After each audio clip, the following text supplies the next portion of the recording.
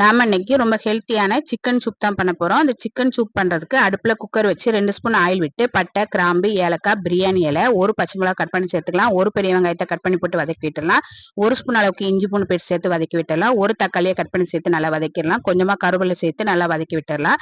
இப்போ இது கூட 1/4 கிலோ அளவுக்கு எலும்புல சிக்கனை நல்லா கழுவிட்டு எடுத்து வச்சிருக்கிறேன். இப்போ சிக்கன் சேர்த்து நல்லா கலந்து விட்டுடலாம். இப்போ இது கூட 1/4 ஸ்பூன் அளவுக்கு மஞ்சள் தூள் சேர்த்து நல்லா கலந்து விட்டுட்டு தேவையான அளவு உப்பு சேர்த்து நல்லா கலந்து விட்டுடலாம். இப்போ ஒரு மிக்ஸி ஜார்ல 1 ஸ்பூன் அளவுக்கு வரமல்லி, 1/2 ஸ்பூன் மிளகு, 1/2 ஸ்பூன் ஜீரகம் சேர்த்து பவுடர் பண்ணிடலாம். இப்போ பவுடர் பண்ணதை சிக்கனோட சேர்த்து நல்லா கலந்து விட்டுடலாம்.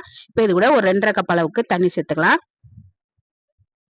தண்ணி நல்லா கொதிச்சதும் குக்கரை மூடி போட்டு அடுப்பை மிதமானத்தில் வச்சு ஒரு 3 விசில் வேக வச்சு இறக்கிடலாம்.